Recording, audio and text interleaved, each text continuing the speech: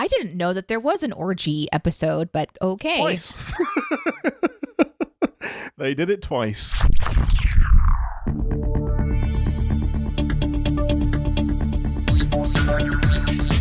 Captain Spot, Stardate 6113-23.1. Welcome aboard the Starship's Enterprise, and thank you for joining us as we take a brief shore leave from the world of CinemaSins to explore the universe of Star Trek. I'm your captain, Ian Whittington, and with me as always, she appears to have somebody hiding behind her. Have you smuggled somebody onto my ship? Every time. This is just the first time you've noticed. Gosh damn it, you've got this like huge trench coat on, and there's this unnatural bulge. Come out from under there. Who is that? You shouldn't talk about my natural bulges, by the way. I will when they start wiggling. No, I did bring a friend today. I brought my buddy from Twitch, Classypax. Hello. Welcome aboard. Hi. However, sorry, I just got out of a trench coat. I've been in a little. Let me adjust to the light and temperature. You're so sweaty. You are so sweaty. What is going on? I just slipped right out of there too. Thank goodness it was leather. I didn't know that he was going to be in a trench coat. I didn't prepare Classy to be in my trench coat. Well, that's what happens in improv. It's just okay, we're going there. Yes, and here we go. Yes, and this is happening. So who is this lovely person that you've brought onto my ship? He can talk for himself. I mean, I do think that he developed that while in the trench coat. I like when other people talk about me and praise me and put me on this pedestal that I have to climb up. So I'll let Deneé just describe who I am instead of me just self-gloating. I think that'd be a better. Okay. The first time I met Classypax, we were pretending to be other people together, and it was a lot of fun. He is a improv Twitch specialist. How is that? Is that pretty good? That's pretty good. Oh, specialist. Yeah. That's what like the CIA call hitmen. Like, oh yeah, no. They're not killing people. They're specialists. Yeah, so our interactions were largely in the Wild RP server, which I know we've talked about a little bit on the show with my character Babs, and we had a ton of fun together as our characters. And then I've been watching Classy streams. He doesn't just do Wild RP, he does a lot of just variety streaming on Twitch, and it's a lot of fun. He involves like music and sound effects and has a really fun chat. And one day we were just talking about him joining this podcast, and I think it was maybe perceived as a joke at first, I think, but we were serious. And so somehow he said yes, and now we're talking to Classy. Everything's a joke until the straight face shows up. Yeah. Shit. I was like, oh, wait, this is real. Oh, okay, I guess we're doing it. Cool. All right. Yeah, we're doing it. Here I am. On the back of that, Mr. Pax has never seen an episode of Star Trek. I've heard some, you've been tangentially exposed to it as you kind of have to be in pop culture. Like Star Trek does a great job of exposing itself to everyone at some point. Oh, yeah. And I got friends who are die-hard Star Trek advocates and enthusiasts, like gassy Mexican and stuff like that. So I do get every now and then force spoon-fed some of it. But I've never like voluntarily went in like, oh, let's watch a little bit of that today. Let's see what Data and Picard are up to and how that relationship's going. Hey, you got the names. Well, yeah, I know there's a lot of the names in the cast. I mean, there's a few little here's and there's I've seen stuff like that. But but actually sitting down and investing into the episodical plot and the side story developments that Star Trek does, because they kind of do a nice combination of both, of where it's episodical, but there's also an ongoing narrative and development with certain characters, like, just between the captain and Data, for example, is a great one. That's a long going one. Same with Wesley, kind of more of a shut up, Wesley. Shut up, Wesley. There's a lot of stuff like that. So yeah, no, I know a little, but I've never, I guess, given it the attention it deserves. Some would say. That's a good way to put it. Yeah, I wanted to do a little of an experiment for you, Captain, because we have so many listeners that aren't even watching Star Trek and they listen to the show, and they'll often ask things like, if I was to start, where would I start, etc. And I think that this kind of format that we have is an interesting thing to invite someone who has no experience, just to see what it's like to jump into Star Trek, and then also just chat with specifically you and I. So Classy is a great person to throw into the mix because he can kind of roll with anything. I'm pretty sure. I'll do it so you don't have to. Yeah. I want to be super duper clear. I had the mission of picking an episode to introduce, in quotes, Mr. Pax into Star Trek. This is by no means the way to do it. This is the worst episode to start with. This is a terrible idea. anyone that's listening, you should not start with Great. this episode. Great. Perfect. Let's light this candle. Great. Wait, do you know about the candle episode? No. Oh, Oh. the sex Hey. candle? You see, you say it like that, and that actually proves a point about Star Trek. They're starting to get into the Simpsons stage, the South Park stage. Name a thing, Star Trek did it. Yeah. Okay. It's All right. starting to get All right. there. 100%. Well, we'll just let the audience go on Yeah. that one and move Uh-huh. on. There is a candle episode. my We won't be goodness. watching that one again, though. No. So I picked an episode. I picked an episode of Lower Decks because for a modern audience, I think it's one of the most accessible in terms of like being fast-paced, funny, entertaining, a really good ride. But then it doesn't shy away from like doing a lot of Star Trek-y things and a lot of Star Trek-y references. But it's not kind of like eye-rolly and cheesy like the original series because it knows exactly what it's doing. So that was my logic behind picking Lower Decks. And honestly, this episode, Excretus, anyone who's already watched it knows I'm an absolute masochist for picking this one and will judge me harshly. But regardless, you're going to have stuff to talk about after this episode. So I think that there's not a better candidate than this one. We're not going to be doing any like kind of deep metaphorical talking here. This is going to be what did Ian just make me watch? Great. Perfect. Wonderful. Thank you. Classy, if you need to get back in my trench coat at any point in time, awkwardly, just go for it. Yeah. Alright. We can just beam out. If like we didn't come up with a safe word before this episode. Maybe we should have. You know, theaters Yep. have like the red curtains. I'll just like go behind them, and then just the trench curtains come in and just kind of show like that's all, folks. Yeah. It is interesting that you said safe word. That's very, very interesting. So what? Before, So I'm gonna come from trench coat. Trench coat! Before we jump into the episode, you briefly mentioned it, but what is your overall view of Star Trek based on like what your friends have said? What's stopped you from getting into it, and your just like kind of general impression? Being young and having a short attention span. Yeah, fair. Pretty much. I mean, I'm 37, so I can't say that anymore, obviously. But as a young person, if you had to summarize it into the most like A and B thing, Star Wars or Star Trek, I was Star Wars. So to put it that way. Yeah. But yeah, but the difference between the two, obviously, one's a utopia, one's a dystopia, one's really progressive and scientific and political, and the other one is like, ooh, lasers and pew pews. I get it. So, yeah, it never caught my youthful eye as something to sit down and actually like pay attention, which is kind of funny because I ended up watching like Little House on the Prairie every morning, which is like, nothing to start the day with a little bit of depression. Heck yeah. Oh, the dog died. Let's go to school. So, Oh my Thank God. Goodness, I don't live in that time. oof, different time. But yeah, never got into it really. Just never really dragged me in. Watch a little bit of like a beginning of an episode and just okay, what's on Nickelodeon? Yeah. It is amazing how much, even like Star Wars as well, is how much your parents watched it, what age it caught you. So I got caught by Star Trek in the womb, so I didn't have much choice but to enjoy it and love it. Yeah, it's interesting we don't have more Star Trek aimed at kids. To be honest, there's only the one show, really. Yeah. There's a bunch out there. They're just more I wouldn't call them extroverts. They're more introverts when it comes to the passion of the show until they find a fellow one. And then they give up the hand gestures and stuff. And then we get super and passionate. inside signals like, yeah. I'm a Star Trek side. Yeah, that's right. Yeah. East side, Yeah. It's like people who drive a Jeep and they put up the peace sign as they're driving because they see another Jeep person, and then it's a Jeep thing, which gives me so much anxiety because when I'm in America, I tend to drive Deneé's Jeep, and everyone's like waving at me, and I'm like, why is everyone waving at me? Do they know I'm English? The Jeep wave. Because you're Jeep driving wave. a Jeep. And all you did was added a finger to it. That's all you did. Just you put the middle up with the index. Wow, so creative, Jeep drivers. You did it. But then for Star Trek, it's at least it's 4, and you're just splitting Yeah. them down the middle. Yeah. This episode sponsored by Jeep. Yeah. Yeah, we're giving you free promotion. How dare we? How dare? Amazing. With that, let's head over to the holodeck to watch the episode, and we'll see you guys in 10 forward for our thoughts. I'm not getting back in the trench coat. 3 to beam out.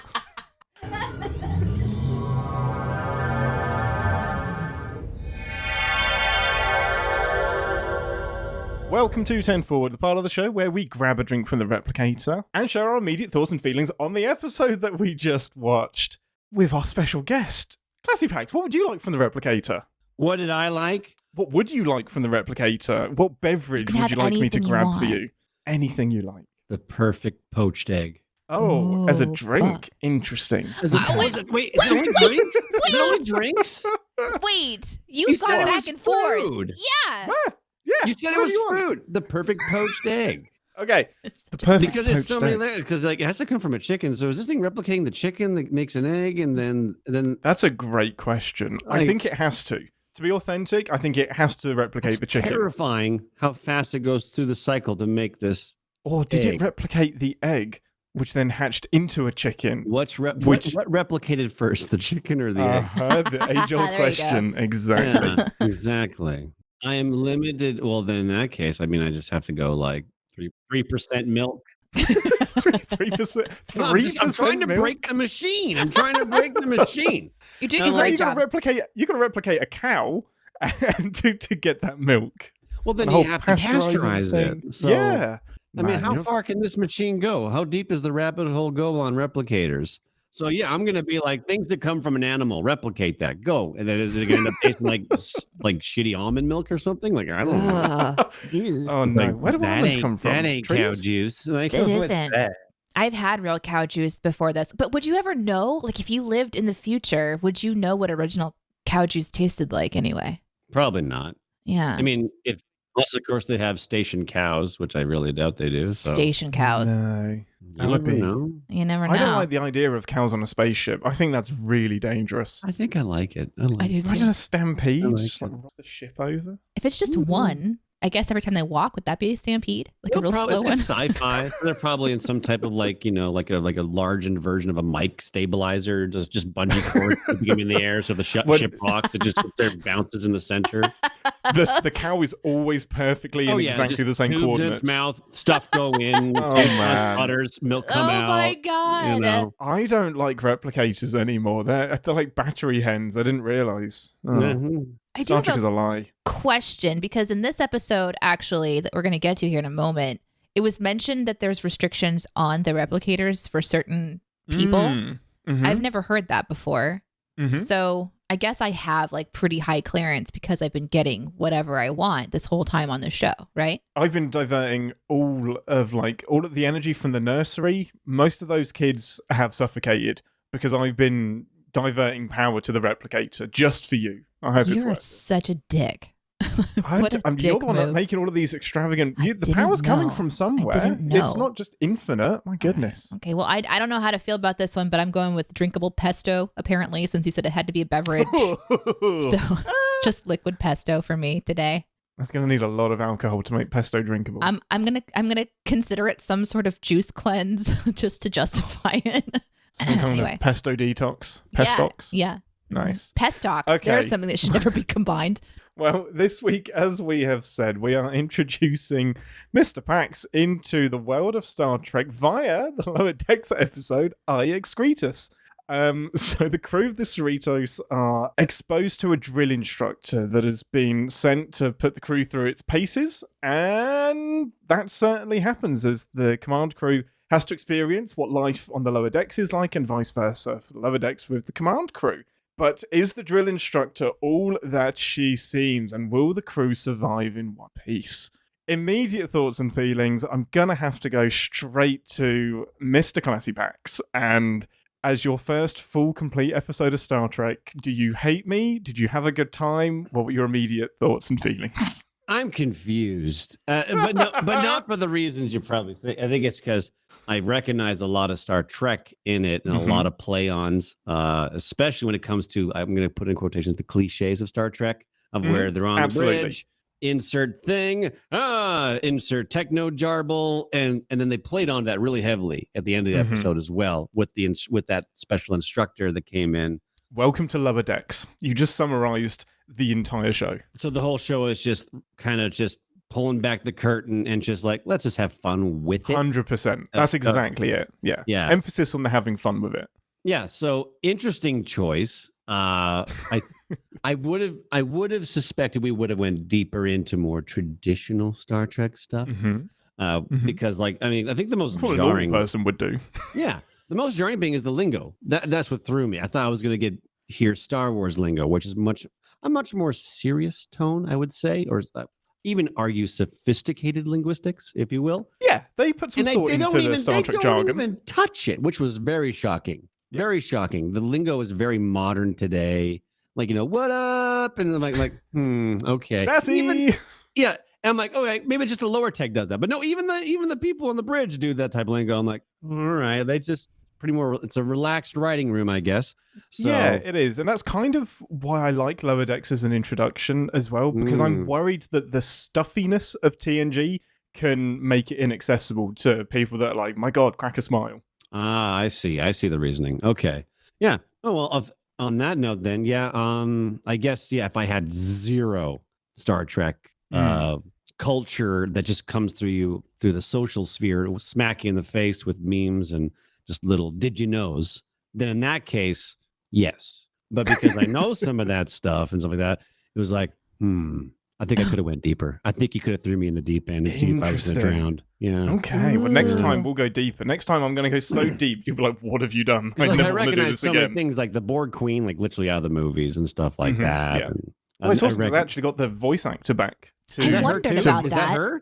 It's actually her. Couldn't get her back for Voyager, but managed to get her for Lower Decks. Yeah, interesting. That's probably a really nice because touch. she could record that from the comfort of her own home. Oh, for sure. Yeah, read these lines. That's convenient too. Get Here's paid, $1,000 or whatever. Blah, blah, blah, blah, blah, like, okay, well, it sounds like a good gig. I'll do that. Yeah. Ambassador. You've seen a lot of Lower Decks at this point. You've seen all of season 3. You've seen 3 other episodes from the other seasons. So yeah, for context, I watched the first episode of season 1 and then the finale of, I think, season 1. Of season 2. Of season 2. Yeah. And then we watched all of season 3. So I'm missing almost everything from the beginning and middle section. And then here we have this episode that's kind of in the middle to end part of season 2. And so I knew kind of a little bit of where we were with the kind of the story arcs that they're going for. Because so like Star Trek does episodic things on other shows. So for example, Classy, there's one called Strange New Worlds, which I would love to have you watch an episode of Strange New Worlds if you ever want to do this. Now again. That's deep Star Trek stuff, that you would be expecting. And it's and it's from a modern angle because it's being made now, but it's using it's still back in their timeline, so it's like older tech, but it's like the new take on the older tech. It's really interesting. But anyways, those episodes are very episodic, so they kind of stand alone, like one little adventure. Whereas on Lower Decks, there seems to be these kind of like themes. So even though they're having little miniature adventures, what drives the show is sort of the arc of their individual stories as these characters on the Lower Decks. They're not like the main, people in charge. And so I remembered that the kind of the driving theme was that the captain and her daughter are still kind of at odds, trying to, and I find their relationship very annoying. And this episode was maybe my least favorite. I don't know that I hated it, but really?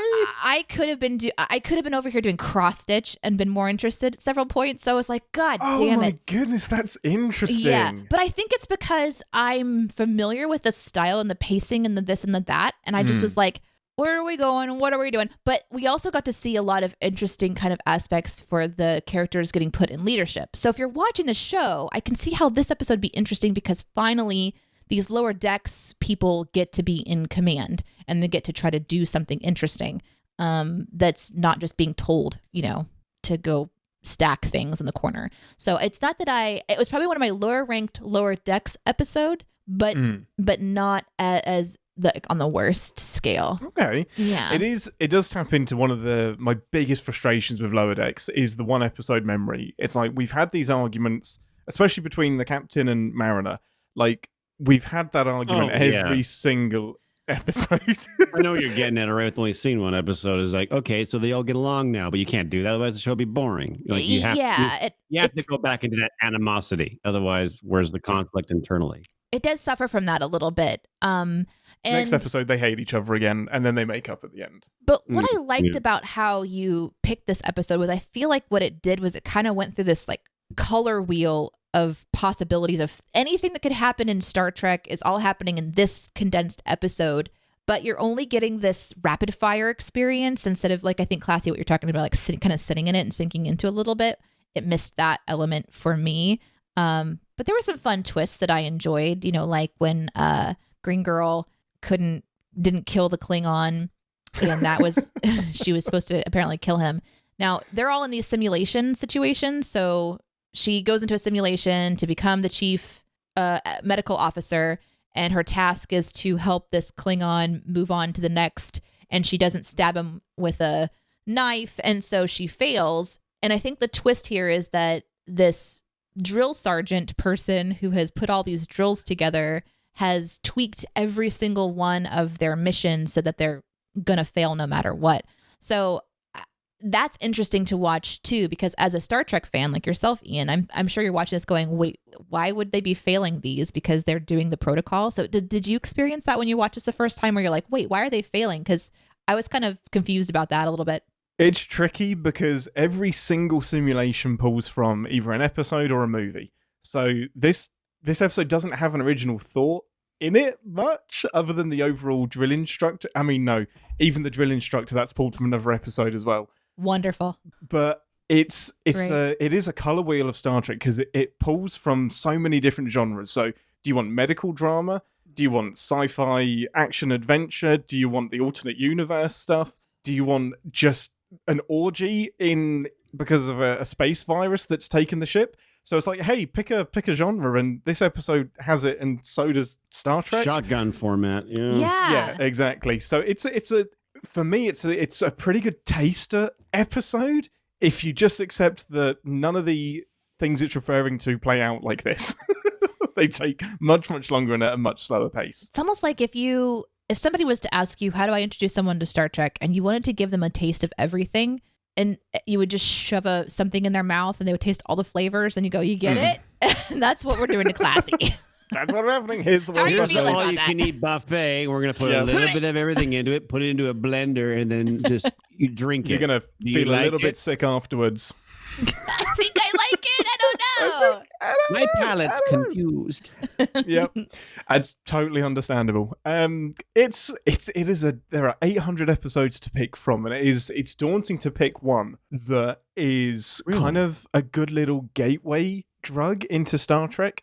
And I still don't think this is that episode, but it is so much fun to talk about. Like, I thought you would have picked like a TNG episode of where some type of pinnacle moment happened, and be like, now you're in the center of something. And it ended up like being this transition episode. I think it's because would have been maybe that would have been too cliche, and that's why he didn't do it. So, yeah. He threw us off. Part of it is like the missing context. To stick you in something like a pinnacle moment of TNG, they're only pinnacle because you have the backstory and the history of all of the characters.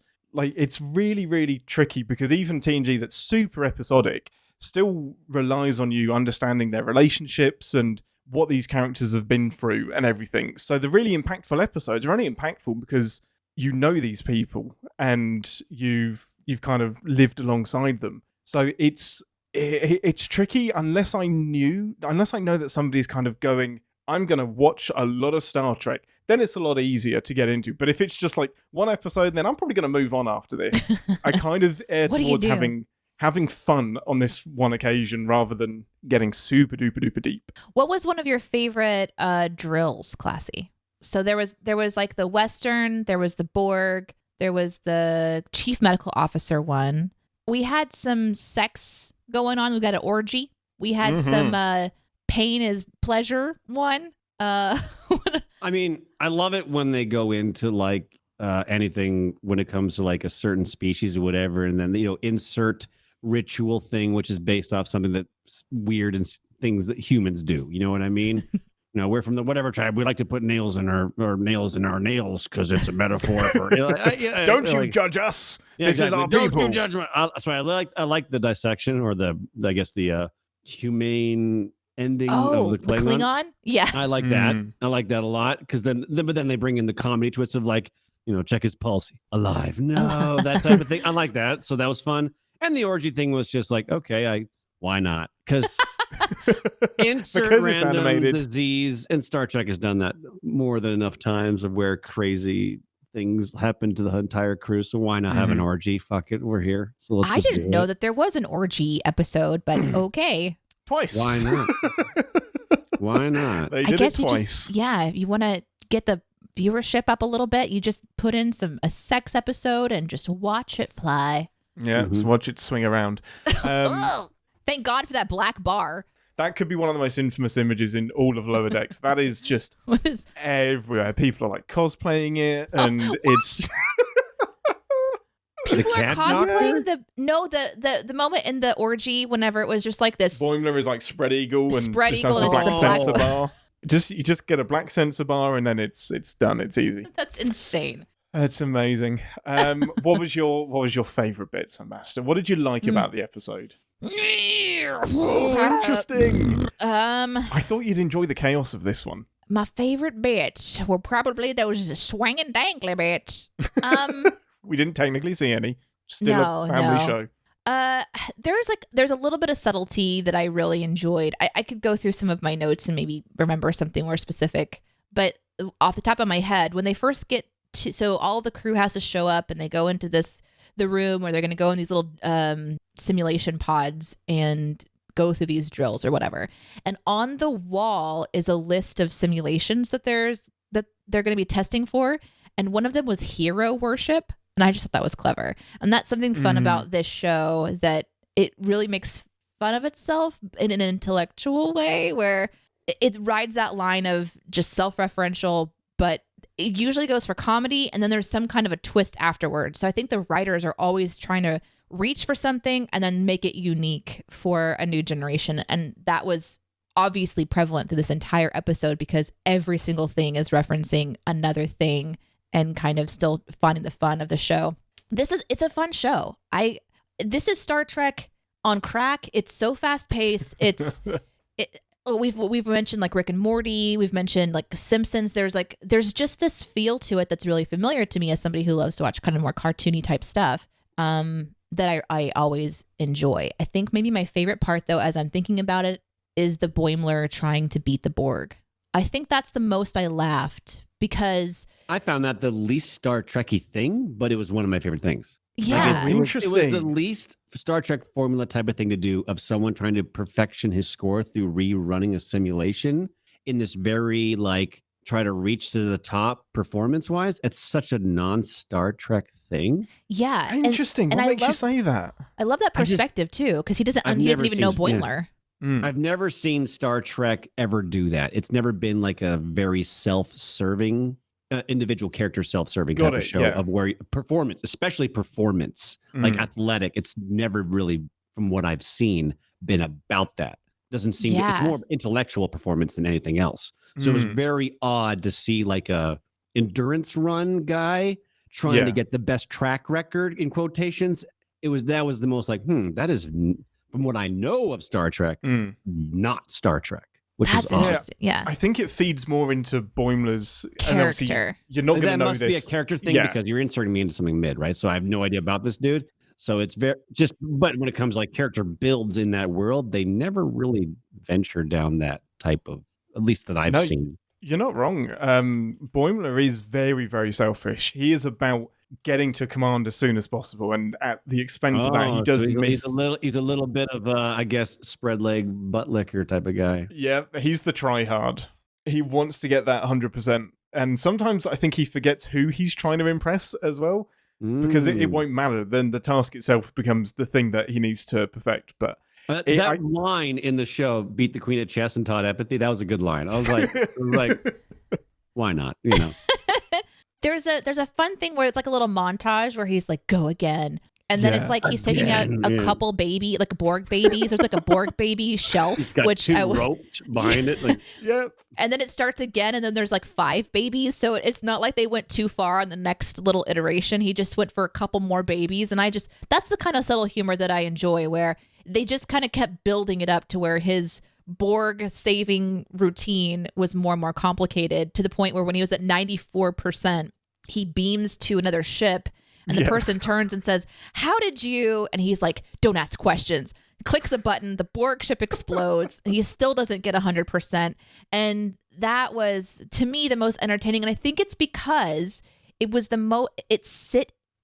like that's the only part of the plot that like sat for long enough for me to kind of like get into it a little bit, because everything else was so peppered and fast paced. What's that say about the character? If that simulation was designed for him to fail and he still perfected it, what does that say? I know. It says that the show is sinful. Is he actually worthy of that type of position then? Or I think it says that that everyone is underestimating what Boimler can do. Yeah. Like, unless but he does have horse blinders. So that's an obvious trait that he doesn't have, obviously, because he's rerunning situation. He definitely he doesn't. He probably wouldn't be able to apply that in the real world. It's like, yeah, he beats the simulation, but you've totally missed the lesson. It's like, like you may as well jump out of it and reprogram it to win. Like it's completely missing the point. At the end of the day, we didn't learn about each other. You know, like that. He missed that entire point. Yeah. But I do love that twist of they go to her thinking that they've learned the lesson, and she's like, "No, fuck you! You didn't learn anything. I don't care about your lesson. This is about catching you out." The minute I heard the calculus stuff like that, we're getting back on track. Cliche villain. But I thought it was going to be an external thing. All of a sudden, she's going to be like, "Turns out I'm whatever alien, and our ship we're taking over your mind." But it was like, "No, I'm HR, but I'm evil HR." And I'm like, "Oh, all right, okay." Evil HR is a running theme in Star Trek. You ever have somebody visiting from Starfleet or from like the higher ups, they're always the bad guy. They're always either doing something shady or they're there to be in the way. Like, we do not like the bureaucracy in Star Trek is a lesson that I've learned. Well, HR is a weird place. It is a weird place. Moral tight-roping, so. Yeah. Anyone listening in HR, we love you. Please like and subscribe. I don't.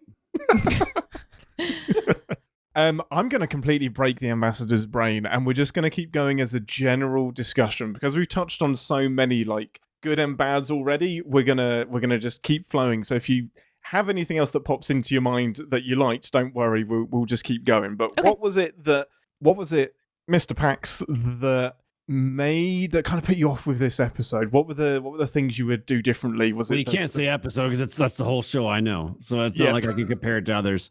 Unfortunately, I have to look at a broader brush when it comes to this. But lingo, I think lingo was the biggest put off. I thought I was in for like paying attention to what they're saying and how they say it.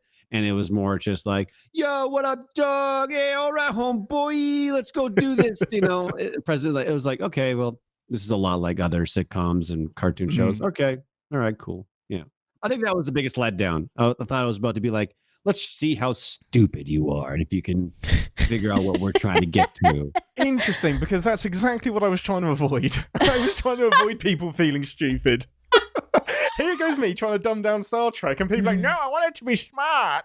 Well, I want to feel dumb." I thought this was supposed to be the best entry into Star Trek, not "you're stupid, you can't understand what this is about." So this is the I misunderstood the mission intro. Fuck. How about this? What would have thought you would have picked for an intro? Yeah.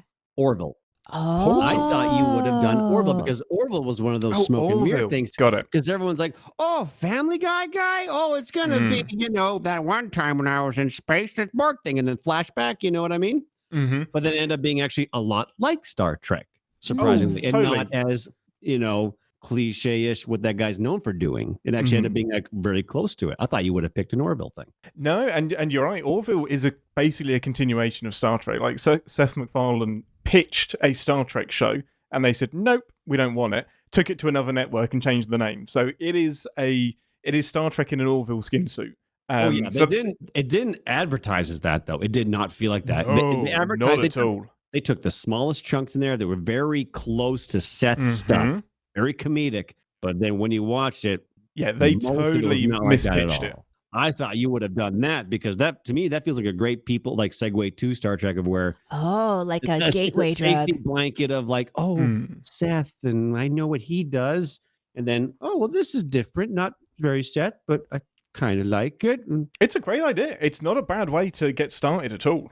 No, that's a good plan. It's like a bridge. What I love about this conversation, and Glassy, you wouldn't know any of this stuff, is that for the last year of recording the show and doing the show, is the topic of what one to introduce someone to has come up so many times, and no one has the same answer.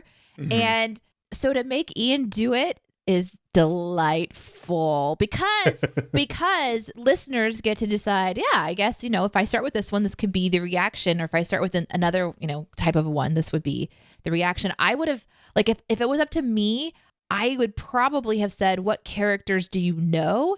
And then maybe gone into one where you recognize a character. Too comfortable. But I like the idea of throwing you a total curveball because, this does something completely, I didn't expect it, either. Because I was like, what are we going to be seeing in this episode? So imagine my surprise when one of the very first things is, like orgies and stuff. I was like, Ian, what are we doing here? Orgies, let's go. It's an almost impossible task to bring someone in to smell the flowers when you're on top of Obsession Mountain, because you're already so passionately invested into it. It's hard to see it back from that ground root's perspective, because your perspective has changed drastically over the time. That just happens when you're invested so heavily into something. So it's your impossible. Reasons for getting into it are going to be completely different from the next person. You might be both Star Trekkies, but you both got in for different reasons. Exactly. There's that one little hook that brought you in, and then you just started to embrace the entire concept of it and everything.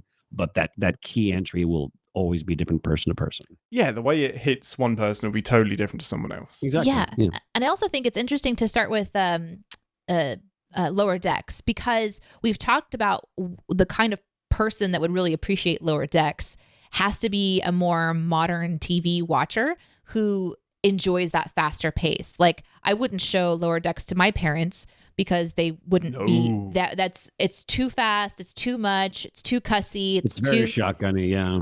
Oh, my parents hate it.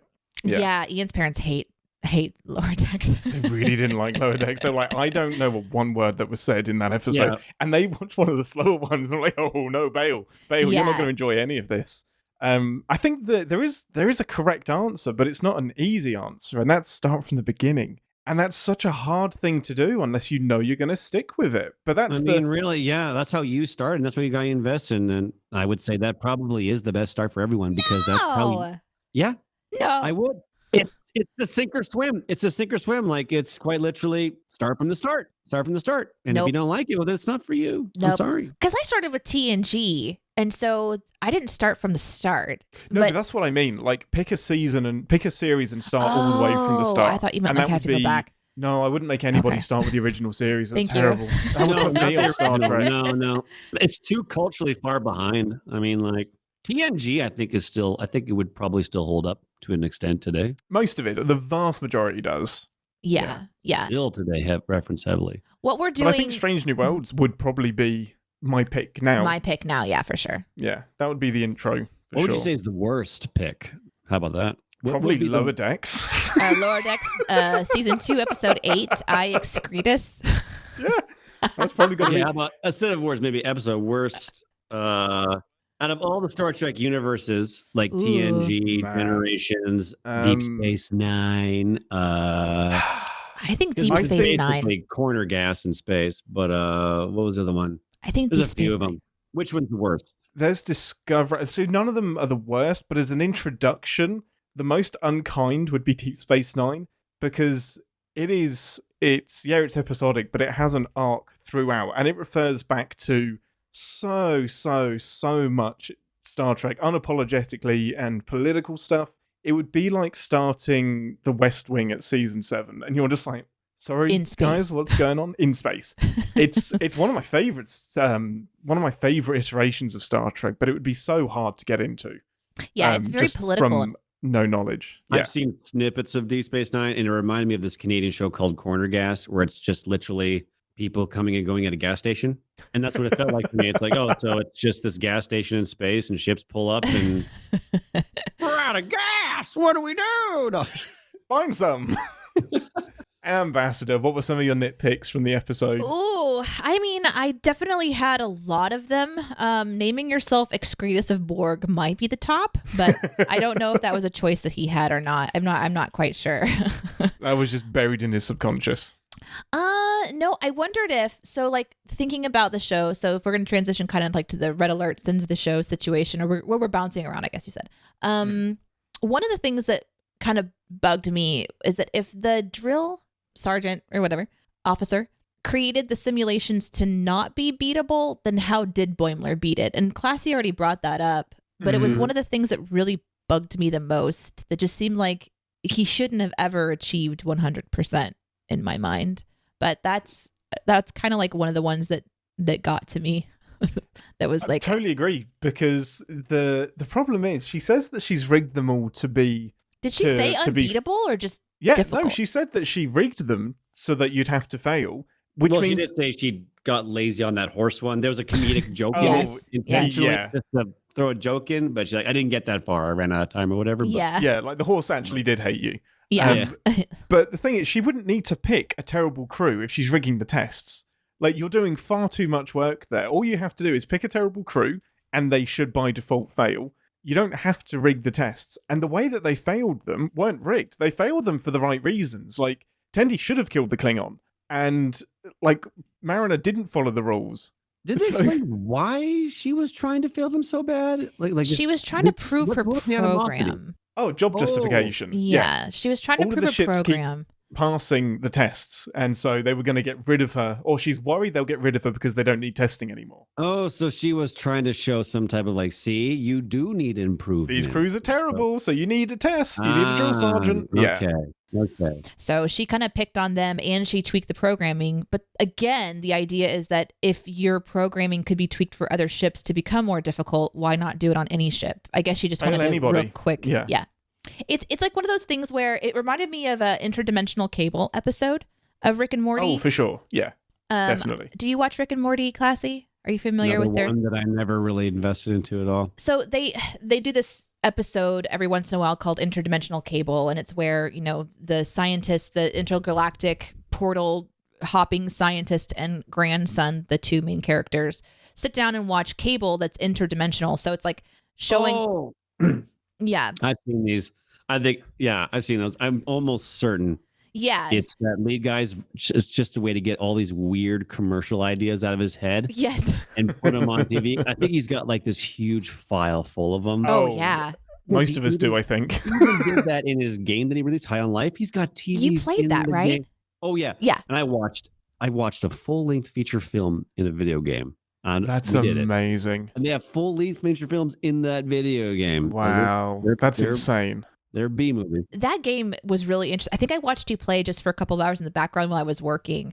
Same kind of concept, but the episodes are just flipping through the channels, and so one of them is a death match where it's cars versus cars. So it's just like these weird ideas put together. It's a great way where a writer can get his little weird segments that don't fill an episode. Yeah. To fill an episode because you don't have to worry about this. So therefore that, but this happens. You don't have to worry about that. You don't have to worry about the higher writing. You can just be like, just slap them together because you're literally changing the channel. You don't have to, blah, blah, blah, blah, blah.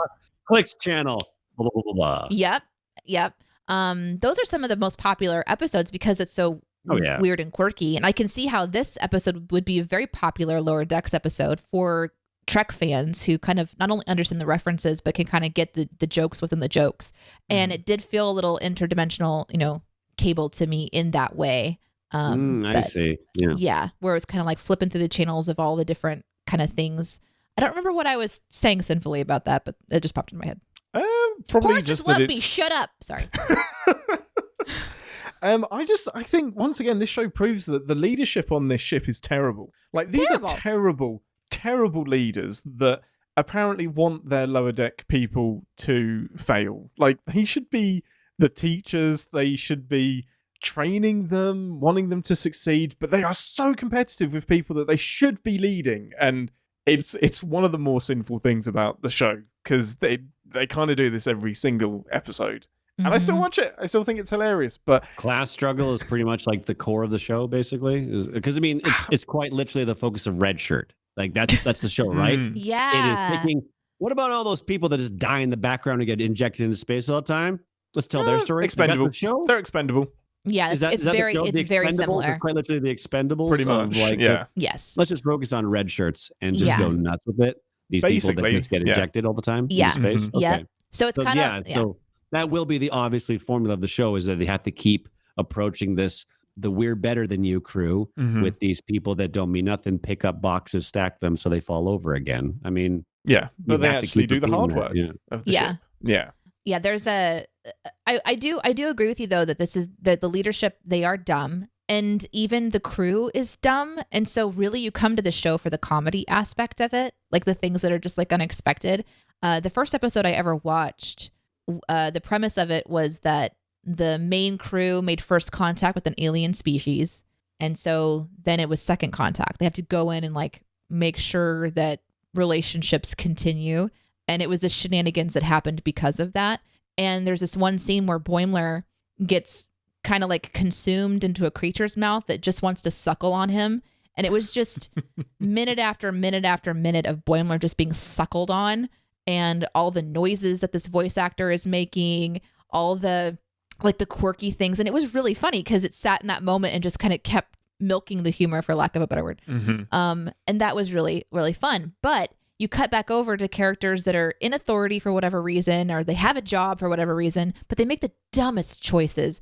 And even though these simulations are difficult, one of my other sinful moments is the guy who's kind of part robot that we saw. He was the chief engineer, I think, and he was going to stop the warp core from exploding. And he just goes over and just keeps touching the handle over and over again like a fucking hamster, like, ow, ow, ow. And I'm like, is he dumb? I'm not too sure why Rutherford is struggling to get in so much. Maybe that was the rigged part. Maybe that even one was actually still, rigged. the You can't handle get is it. hot. The handle's hot. You don't touch it over and over again like a dumbass. You know, like it's still gonna be fucking hot the second time. There's this episode of The Simpsons where Bart like goes for a donut or something like this, and it's like electrified, and it just keeps going. And it's just like ow, ow, ow, and that's the whole joke. Is he just keeps doing it over and over again, like a rat in a maze, keeps making the same mistake like a brainless creature. But this is a Starfleet person, and even though he's on the lower ranks, he's still in Starfleet. You should know that if a handle is hot, it's still going to be hot when you touch it again. And so he also is an idiot. So you have idiot leadership, and then you have idiot people. And I just don't know how the Cerrito has survived anything, especially when the fucking captain decides to just launch them into the most dangerous situations that aren't technically dangerous, but they still are dangerous to some degree. It was like, what is going on? Do you care for no one on the ship? I don't understand that plan at all. Like, the blackmail plan is insane to me. Like, you have it on record that she's rigging the tests. That's enough. She's in trouble. Yeah. Like, you don't need to blackmail her into giving you better scores, and well done for stressing her into early retirement. That's the lesson we need to learn from this episode. Congrats. It highlights the assholes, which I think is the point of the show, is that sometimes you have the bigger asshole. We're bigger assholes than you. We'll show you who's more evil. We are. But because it's our show, you still love us. Amazing.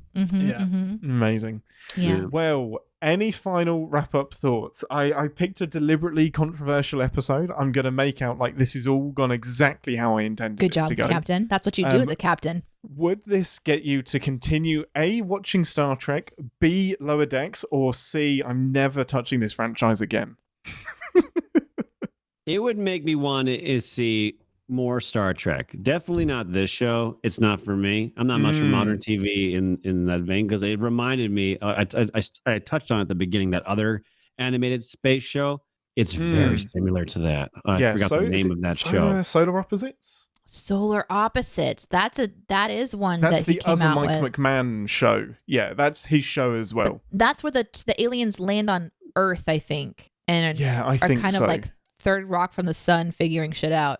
Yeah, the other one I'm thinking of kind of reminds me of that like Kip character and the guys from Futurama. It kind of reminds me of those characters. Inner Space? Zach Brannigan, but Inner Space might be the other one. Did I just make up a show? That's the one I'm thinking of, I think. Yeah, Inner Space or whatever it's called. Okay, I'll look it up. Something like that. I can't remember the title. I'm pretty sure I'm getting it wrong, but it reminded me of that, and it just felt, I don't know, it felt parody-ish, but without the panache that Star Trek usually puts into stuff. And then it makes me question, like, where is their focal point when it comes to Star Trek, of how much are they having fun with or making fun of? Where do they draw this line? And are they still paying really good homage to Star Trek, or are they just, let's keep on bringing stuff in and beating it with a hammer and, haha, look at this?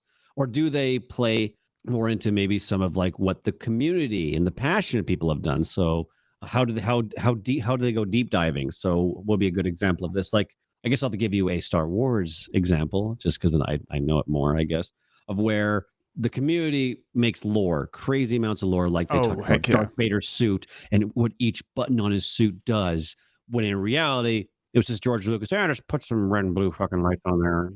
Megatron called a fucking day. But the fan base have made it so much deeper.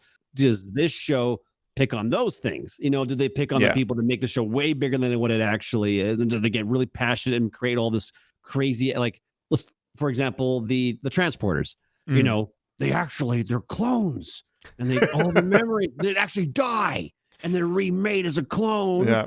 And it's that technology. Do they have fun with that? Yeah, and they totally do. This is the murder machine that makes us move around. They've definitely made the transporter is actually just cloning people joke. And they have. Oh, yeah. okay. And in season 3, the one that we just watched, the last episode, they named one of the ships after somebody in the community that has done loads of work with like technical documents and like schematics and stuff. Very nice. And that's very nice. I think one of the coolest ones that one of the fans designed a ship and it appeared in Lower Decks before it's appeared anywhere else. So they are taking things from the community and making them canon in this show that is, I'm going to say, less consequential to the wider canon of Star Trek. Definitely. It's definitely they're getting away with sacrilegious things for sure. Yeah, when it absolutely. Comes to Star Trek but stuff. it's a great platform for that fan-led stuff and to get people now I'm at the completely grassroots understanding your level. reason where you thought I would appreciate it, because they are just, it's all there. We're really passionate about it, but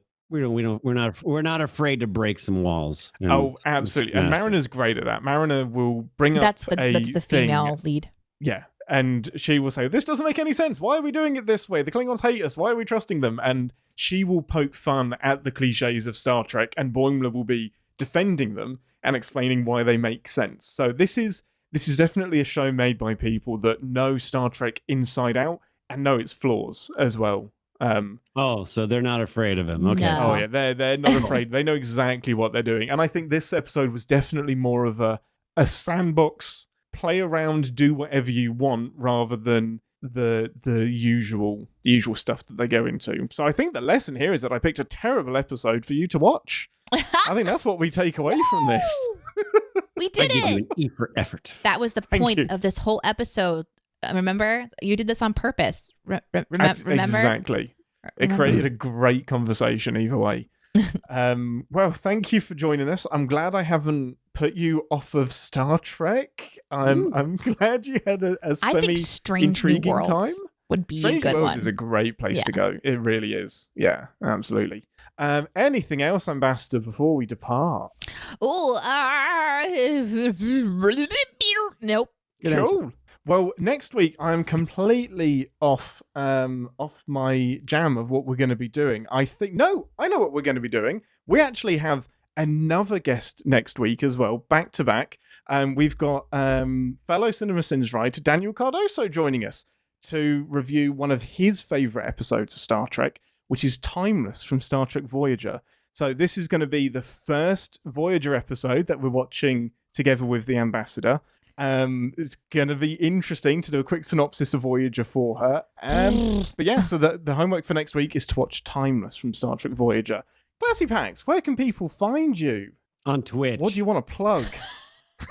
Good. Search for Twitch. I hear it's on the internet. I'm not good at self-promotion. I'm sorry. I don't. No, that's Deneé, good. where can Classypax be found? Classypax can be found wherever Classypax exists in the world, and that's none of your fucking business. Stay out of his house. Amazing. You got Google. You know how to use it. Yeah. Google Smash this, man. that like button. Smash that like button and subscribe.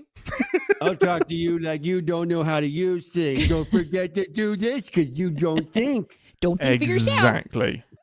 Amazing. Well, thanks for joining us, everyone. We will see you next week. And until then, I don't know why I'm still stacking these things when they're shaped like this. Yeah, it's just keep borging from me. Nice. Anything from you?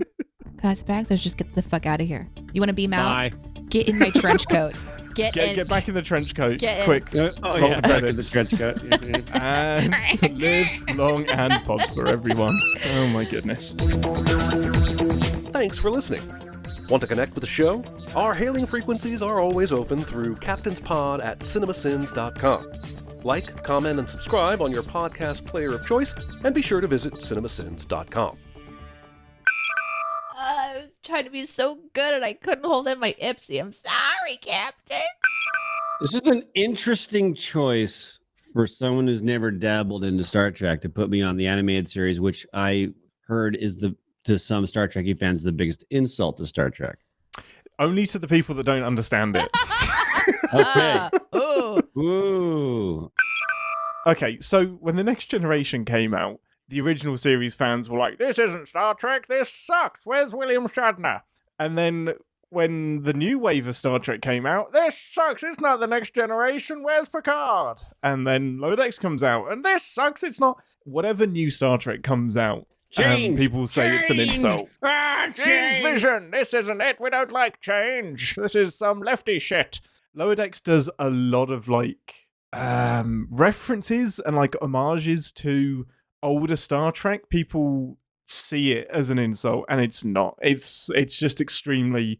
It's very reverent of Star Trek, actually. Everyone's going to wonder why I picked this one. I went for something deliberately just out of left wing, just completely wild. Yeah, it's insane. It's one of the most insane episodes of Star Trek. It's not like the episode of Where They Have Aliens, which is just a little dog with a little bit of like costume on, is it? Oh my God. No, I didn't. No, that would be 1969 or 68. Space, something, blah, blah. These are the voyages of a ship. These are the voyages of this ship. Nailed it. That's the song that's in my advertisement for context.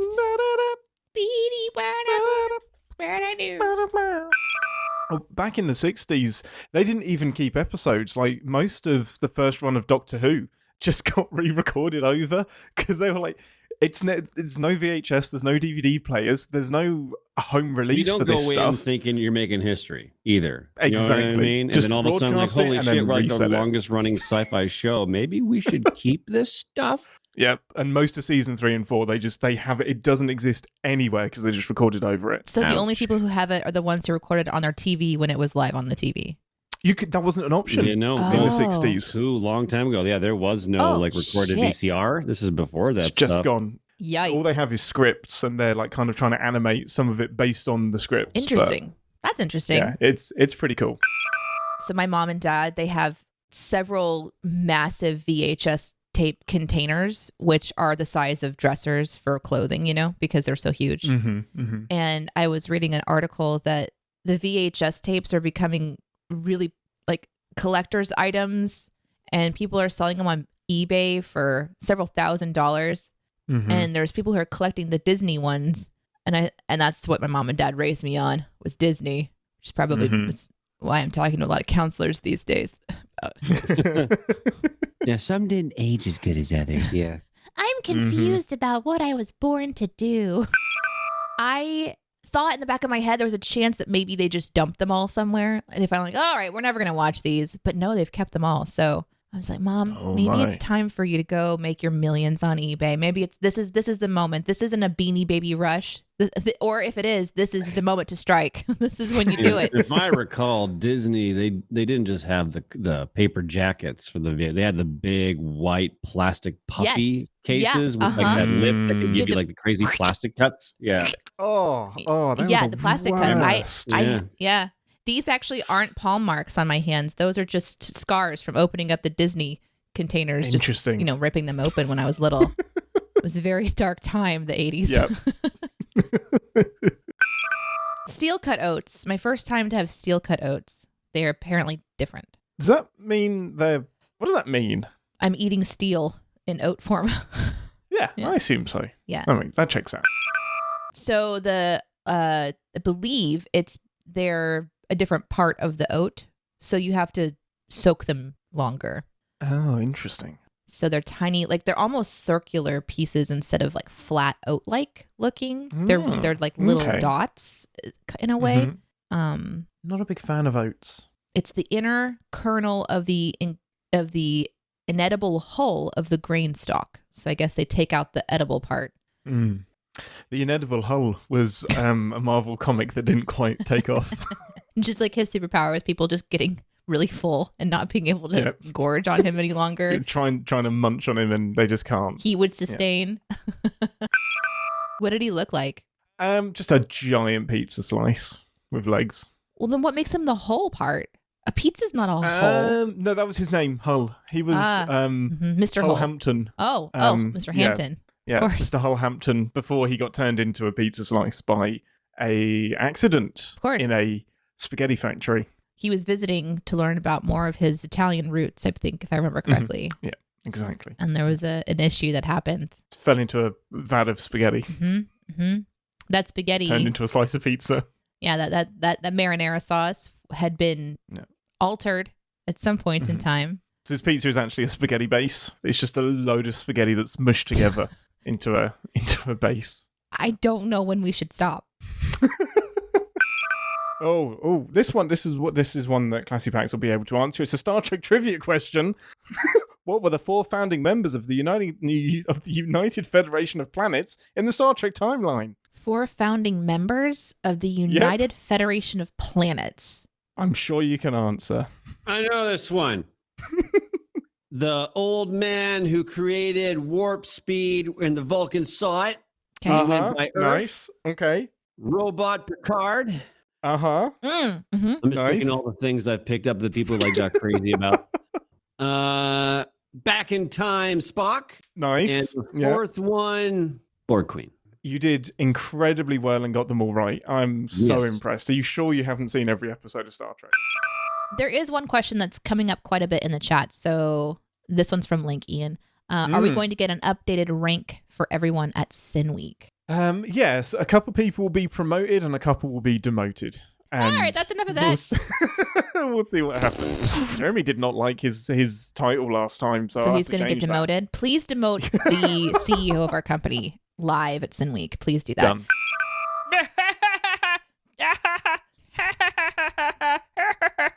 TV has to end with the happy.